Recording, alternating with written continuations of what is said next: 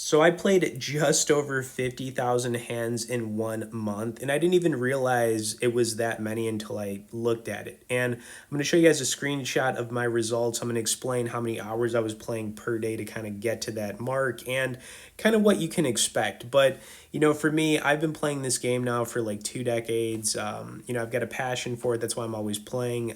This isn't like my main thing, but I really enjoy it, okay? And we're going to get to that screenshot in just a second. But the results were pretty good. I was playing mid stakes, obviously, so I'm not playing like the low games. I really think those are a waste of time, in my opinion, if you're trying to, like, make anything significant, you know what I'm saying? But yeah, it's going to come up in just a sec here. Also, as I'm showing you guys the screenshot, if you want to talk with me one on one more about this or whatever, or just playing in general, we have a an awesome community that's been growing, and you can get some one on one help from me or just talk to me or other high level members, and that's going to be in the pinned comment right after this 4-3 suited, which. Man, not a bad flop for 4-3 suited, huh? We need that six. We got that heart option. We got none of it there, of course, right? But I'm going to try to go for it here. Let's see what happens. I think we got the folds here. Did we? Did we? Did we? I think we did. All right, but yeah, we got the screenshot coming up right after this hand. So, all right, yeah, player six, let it go. Now, had to blur a little bit of this out, so, just kind of bear with me, but I can show you some more on this. But yeah, I mean, that's my 30-day history you're looking at right here, and you can kind of see it speaks for itself. And, that's from 50,000 hands. And here's basically how I got there, right? So there were some days where I was playing four tables for about 4 hours, Typically, that was kind of like my benchmark, but there were some days where it was way more extended. I was playing for like 8 or 9 hours, but I was taking breaks. I wasn't just like continuously playing. So maybe I play a little bit early in the morning and then maybe a little bit later at night, which is how I got to the higher hours. And really, if I had to average it out, I think per table per hour was probably about 80 hands per hour, somewhere around there, sometimes more. I think it fluctuates really between like 80 to 100 per hour, depending on how, fast some people are playing, you know what I'm saying? But yeah, that's basically how I got to the 50,000. So I was playing some days on the lower end 4 hours a day, and then on the higher end sometimes 8 or 9 hours a day. But I was basically playing every single day, and yeah, so that's what it is, guys. You got to put in the volume, right? Obviously, that's with taking beats and kind of just playing through it. For me, the way I approach playing this has really nothing to do with using GTO or like an ABC style. All I'm doing when I'm playing is just outplaying the opponents at the table, and if I feel like I can get a bluff through on somebody, I'm just going to go for it. That's kind of the way I approach it. But it's good to know all the different strategies. Don't get me wrong. I think it's pretty easy to learn all of them at this point. But I think the unlock happens when you start,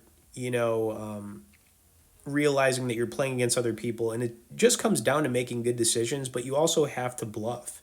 You can't just play this game without bluffing. I mean, it's just a part of it. There's no way around it. And it is a skill that you can get better at over time. And it really makes you unpredictable as a player, that's just the way I approach this, so to each their own. You don't have to listen to what I'm saying, but I'm just trying to show you some of the results over 50,000 hands playing these mid stakes. So all right, anyways, stick around too, guys. We do have a couple spots I want to go over. We had a pretty big bluff coming up too, followed by a I don't want to give anything away. You just got to stick around to the end. If you have any questions, comments, feel free to message me. I'll get back to you. It might take me a little bit of time, but I will, But I would encourage all of you to honestly get in the community.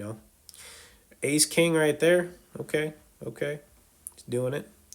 All right, we got a Jack Queen suited of hearts. We are in the small here.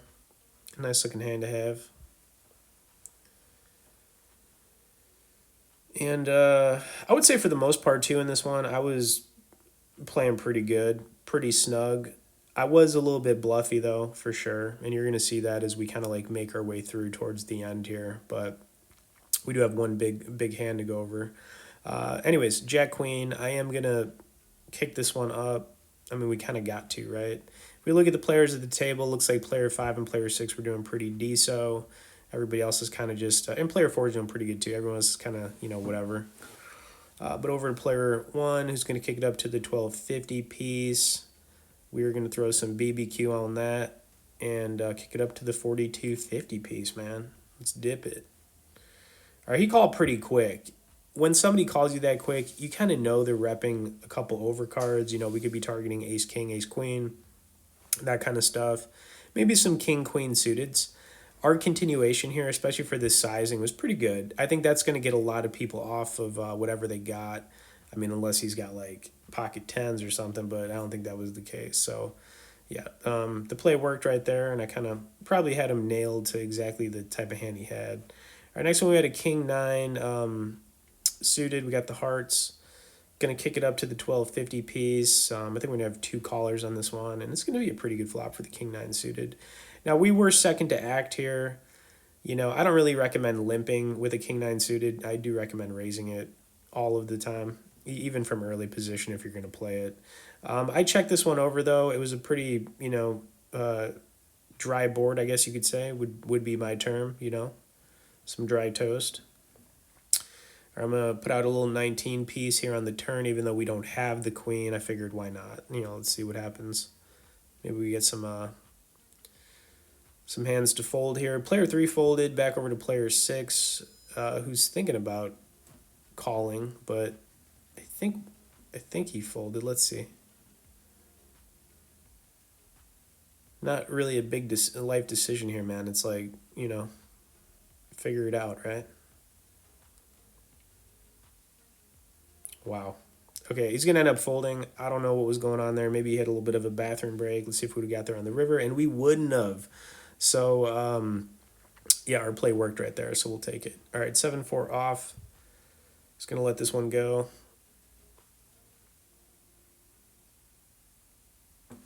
Mucking the 7-4 off. No, sir. No, sir. All right, probably one of the most frustrating hands in this one was this 9-7 suited. It's hard to put into words. You're just going to have to see this, but, 9-7 suited, 10-8 suited, 10-7 suited.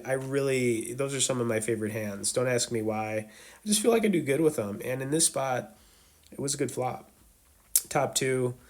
Not a whole lot to worry about here at all. You got to imagine player 4 was opening with either a mid pair or, a bunch of ace, king, ace, queen, king, queen suited type of hands. So I'm going to raise this one up.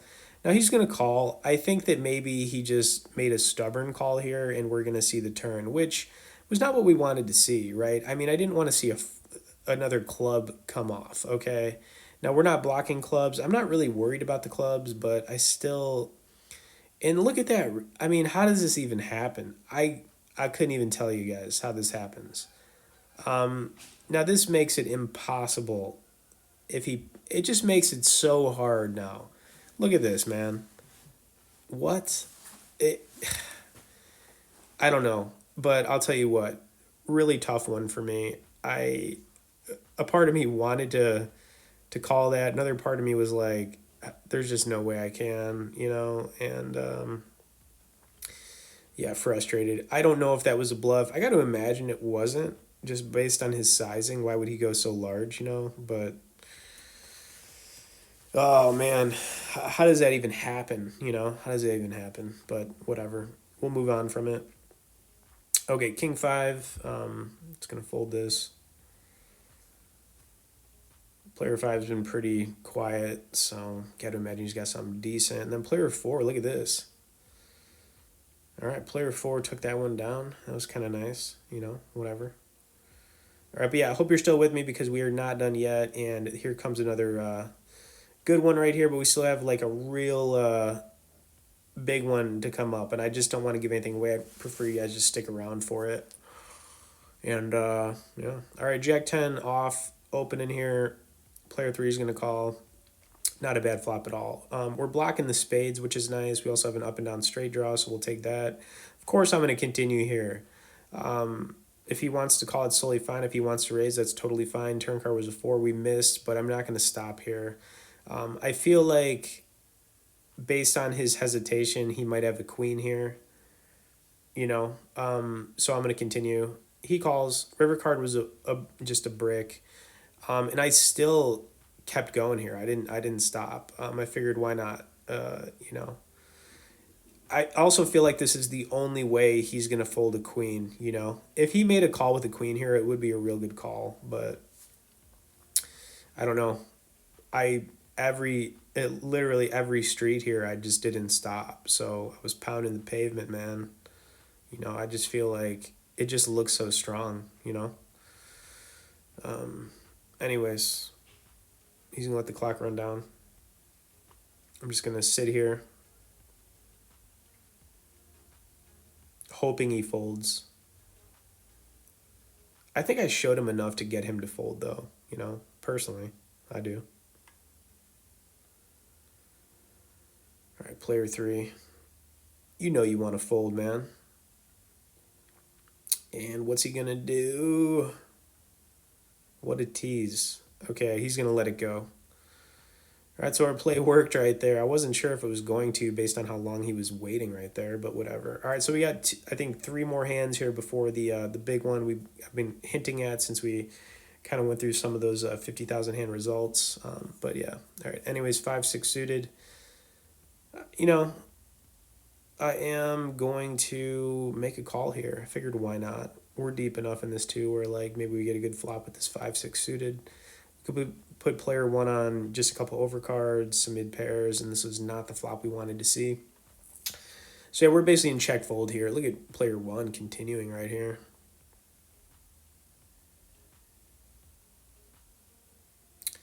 Yeah, not the flop we wanted to see. Player 3 made a call, and I think that was a sneaky one too. Like, if you're going to call there, you're obviously going to have to call the turn, right? He's basically shoving on him right here. Let's see what player 3 does.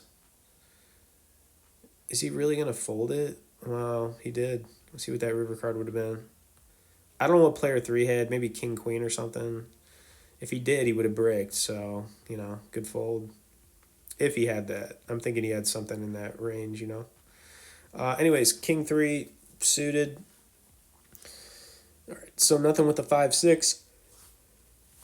Figured why not get something with the king 3? How about the king 3 works out, right? Maybe it does, maybe it doesn't, whatever. Let's see.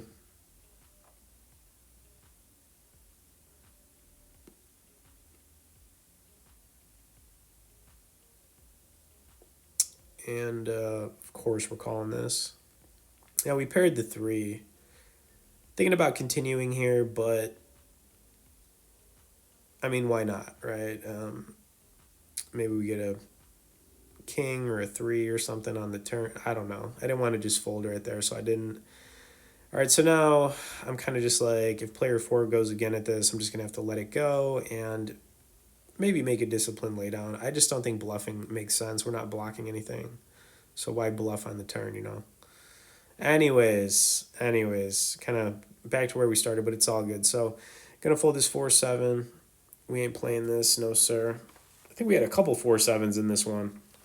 I hope you guys have been patient enough to stick with me on this because it is going to be worth the wait.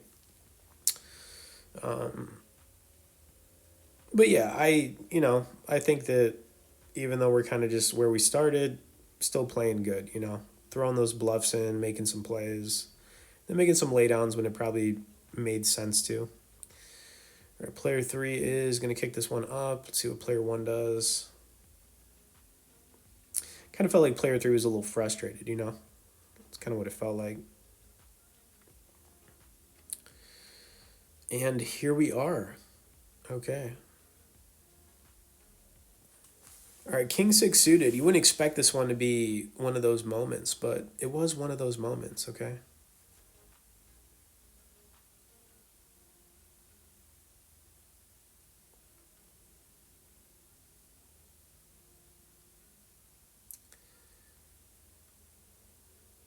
All right, and yep, gonna open it up here.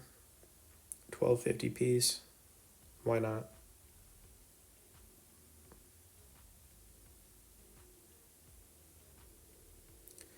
Right back over to player three. Now player three is going to call here.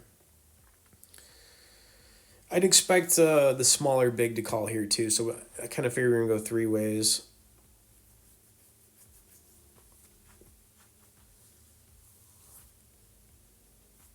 And I'll tell you what, for the hand we have right here, this was pretty unexpected flop.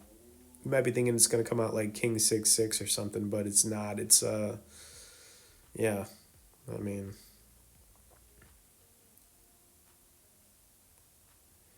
all right, so player five raised it pretty large. Like I said, he's been playing pretty tight, but I really didn't want to fold this, so I am going to make a call. Back over to player three, who I figured would fold here. I figured he'd fold, but what do I know, right? And when you make these calls when somebody's raising kind of larger, you have to have some kind of plan, you know? And I usually do.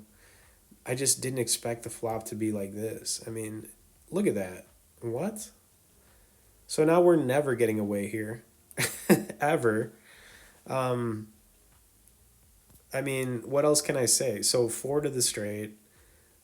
We still have two overs to this board, too. So player five raised it with, ace king or something. Then, yeah, he doesn't exactly want to make a big call here like this with that. Drawing to he doesn't even know. And then player three, he called pretty quick. So I was actually worried we were up against a set at this point, maybe like deuces or threes or something, which would not be, it just felt like that's probably what he had. And back over to player five, where I figured he's going to get out the way at this point. Now player three is going to turn over two pair, which is kind of like, what? Now we still have a lot of ways to get there, and guess what? We did. And thank God that wasn't a two. Anyways, I thought this was a fun one to go over, and I wanted to just kind of show you some of the 50,000 hands in a month, which kind of, it's a lot, guys. But usually, when I play, I do try to break it up. I don't just try to sit there and play. I think that's just not the way to do it. But, like I said, I've been doing this for like 2 decades, and now I have a lot of good insights. So get in that community, pin comment, man. Subscribe if you haven't. Thanks for watching. We'll see you in the next one.